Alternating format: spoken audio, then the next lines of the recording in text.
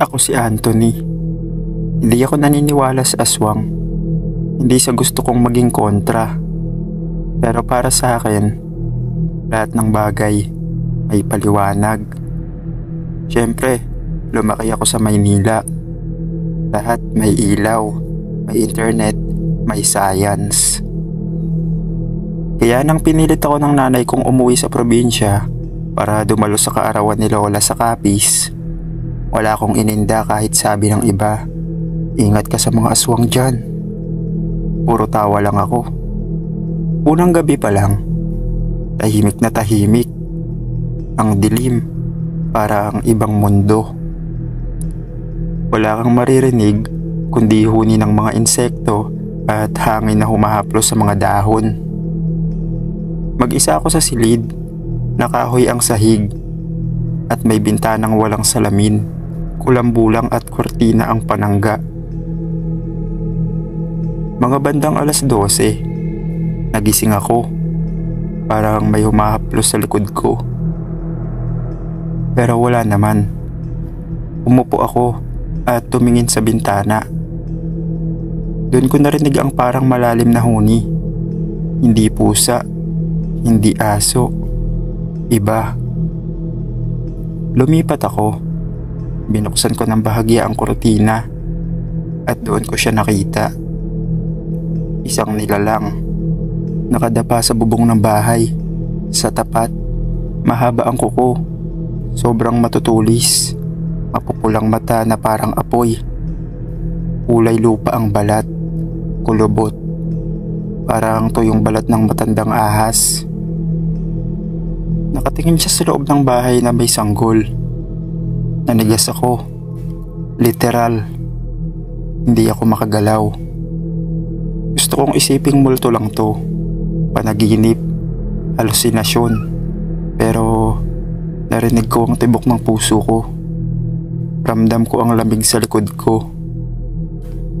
Nang biglang umiyak ang sanggol sa bahay na yon, parang naging sabik ang itsura ng nilalang. Gumapang siya pababa. Doon ako natauhan. Tumakbo ako palabas ng kwarto. Halos madapa sa takot. Ginising ko sila tito at tita, mga pinsan ko. Sabi ko, may aswang sa bubong ng bahay nila Aling Pilar. Una, nagtawanan pa sila. Pero nang marinig namin lahat ang kaluskos sa bubong namin mismo, sabay-sabay kaming napatingin sa kisame.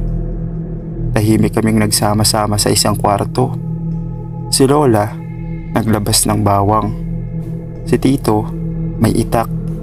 Ako, nasa isang sulok lang, tahimik, nanginginig. Tuluyang nawala ang ingay. Nagtaka kami pero wala nang nangyaring kakaiba nung buong gabing yun. Kinabukasan, nakwento ni Aling Pilar ang nangyari sa kanila nung gabing yun sa buong baryo. At lahat ng taga-baryo nagsimulang magplano at maghanda para kung sakaling sumalakay ulit ang aswang ay agad nila itong mapupuksa.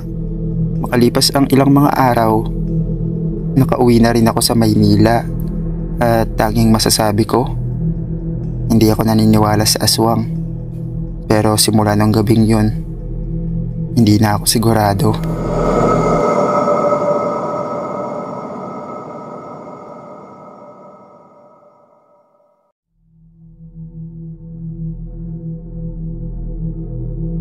Ako si Cherry, 27, at buong buhay ko, never ako naniwala sa mga aswang. Para sa akin, galing lang yan sa kabataan ng mga magulang natin. Ako, practical, logical, modern. Hanggang isang gabi, nagbago ang lahat. Nakatira ako sa isang maliit na apartment sa gilid ng palayan sa Iloilo. Tahimik, presko, mura ang renta. Perfect.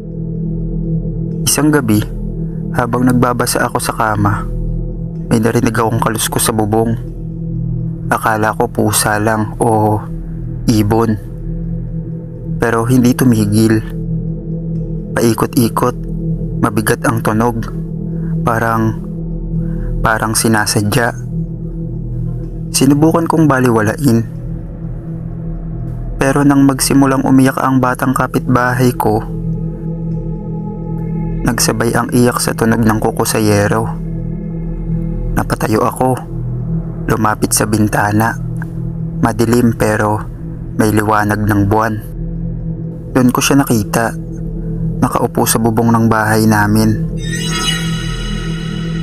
Ang mga mata niya mapupula, nagliliwanag sa dilim, nakatingin diretso sa bintana ko.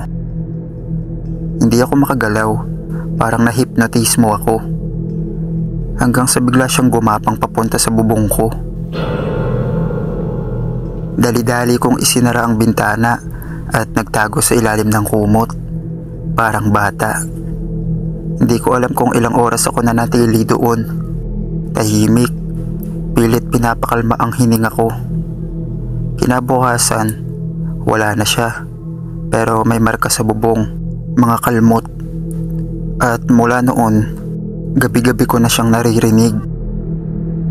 Hindi na ako nagbukas ng bintana, hindi na ako natutulog ng walang ilaw. At higit sa lahat, hindi ko na sinasabing hindi totoo ang aswang.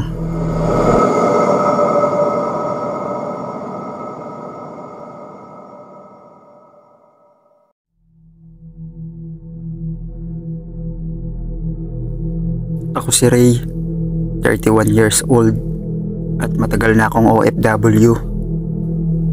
Ngayong taon lang ako nakauwi mula sa Dubai. At excited ako makita ulit ang pamilya ko sa Bicol, lalo na ang anak kong si Iya, 7 taong gulang. Pero may napansin agad ako pag uwi. Tahimik si Iya, hindi siya gaya ng dati, na madaldal at malikot. Lagi siyang nakatingin sa labas ng bintana tuwing dapit hapon. Ano yan tinitignan mo, anak? Si ate po. Sinong ate? Yung sumusunod po sa akin tuwing gabi. Sabi niya, gusto niya raw akong isama. Akala ko, kalaro lang o imagination. Baka napanood niya sa YouTube.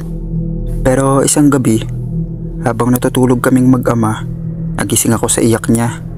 Nanginginig siya. Nanginginig pati yung kama.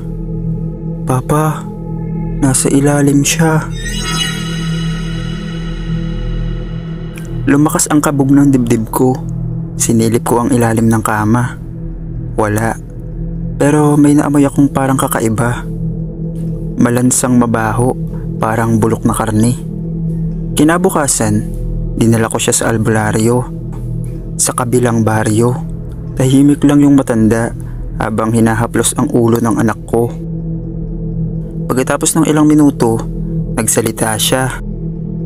May sumusunod nga. Aswang. Matagal na siyang nakamasid sa bata, pero hindi siya basta sumusunod lang. May dahilan. Anong dahilan? Tanong ko. Tumingin siya sa akin ng diretso. May lahi kayo. Nagulat ako. Hindi ko alam kung paano kami nagkaroon ng lahing aswang. Pero hindi ko na masyadong inisip yun. Ang gusto ko lang mangyari ay tantanan ng aswang ang anak ko. May binigay namang mga pangontra ang matanda at sabi niya kung kaya ko daw ilayo ang anak ko sa lugar na yun, mas makakabuti. Kaya nang makabalik ako sa ibang bansa, ginawan ko agad ng paraan para masama ko ang anak ko. At ngayon, nandito na kami sa ibang bansa nakatira. Salamat sa pagbabasa ng kwento, Sir Dave. Hanggang dito na lang po.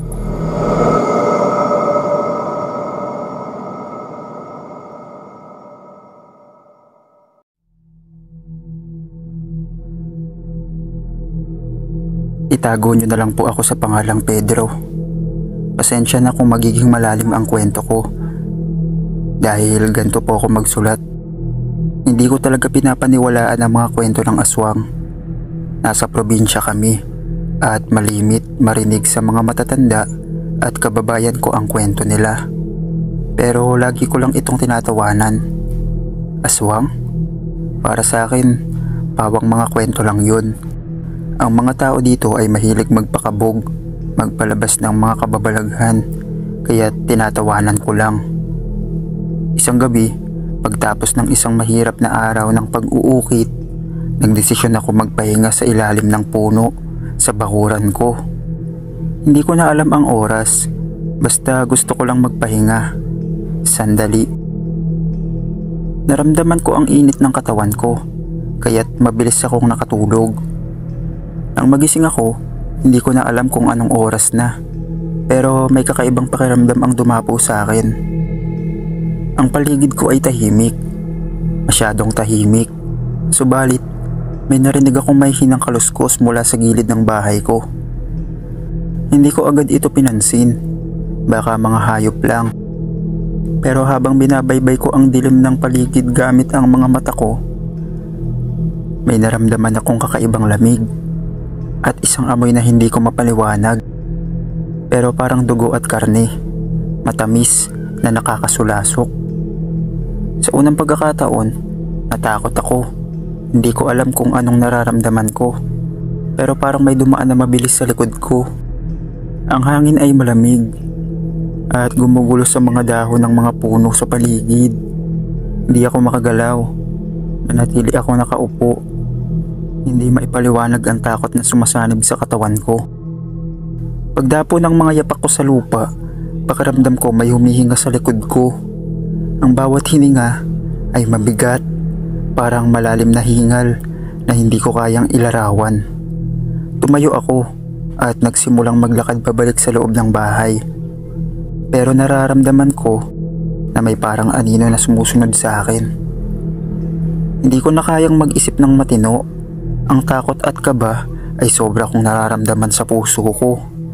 At bago ko pa man malaman, may narinig akong isang mabigat na ungol mula sa madilim na parte ng bakuran. Kailangan kong tumakbo, ngunit hindi ko kayang ilabas ang takot ko mula sa takot na kumukubli sa aking utak. Doon ko napagtanto, hindi pala biro ang mga kwento ng aswang. Hindi ko na alam kung anong nangyari sa gabing yun. Ngunit ang takot at ang kakaibang karanasang yun ay hindi ko makakalimutan.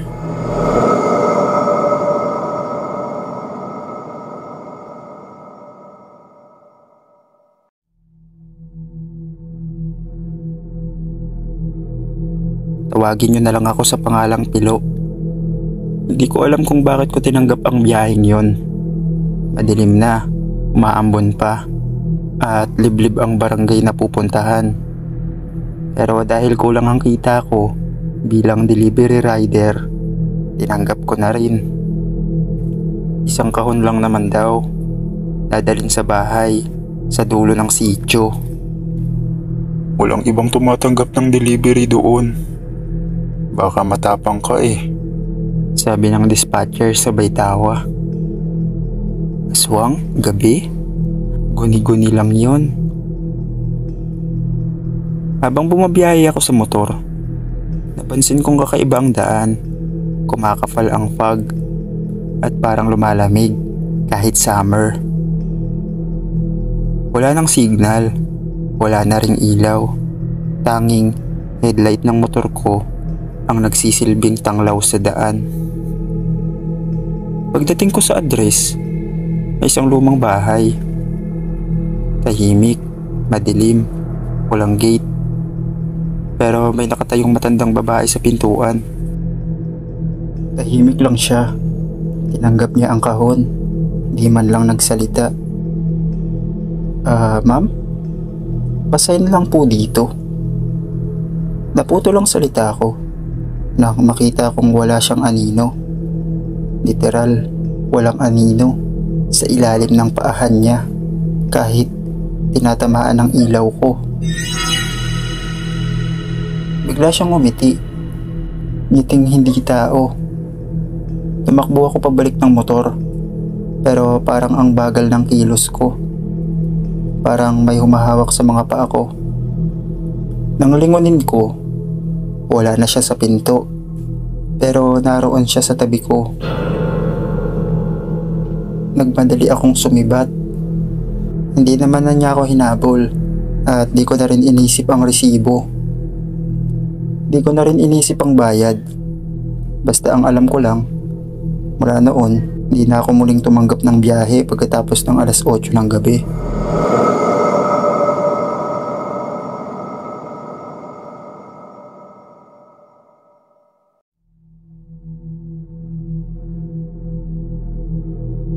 Ako si MJ. Lumaki ako sa tabi ng Balete Tree. Luma na yon, malaki, at ayon sa matatanda, tirahan daw yun ng mga aswang. Pero syempre, hindi ako naniniwala. Lahat ng batang kapitbahay ko takot dumaan doon tuwing gabi. Ako lang ang hindi. Isang gabi, umuwi ako galing inuman. Mga alas 11. Lasing na, pero hindi laspag. Dumaan ako sa tapat ng balete, katulad ng dati. Walang ilaw sa poste, pero sanay na ako sa dilim. Biglang may narinig akong parang mahinang paghinga. Mabigat at malalim. Hayop lang yan, bulong ko. Pero nang lumingon ako, nakita akong mata. Hindi 2, 4. At hindi ito mata ng hayop. Mapula, nanlilisik, at nakatingin diretso sa akin mula sa itaas ng puno. Tumigil ako sa paglalakad. Ang mga balahibo ko sa batok nagsitayuan. Tapos may bumulong sa tenga ko. Malamig, pabulong, pero malinaw. Dati, bata ka pa, kaya hindi kita ginagalaw. Napatakbo ako nang hindi lumilingon. Karipas, hingal, tuloy-tuloy hanggang bahay.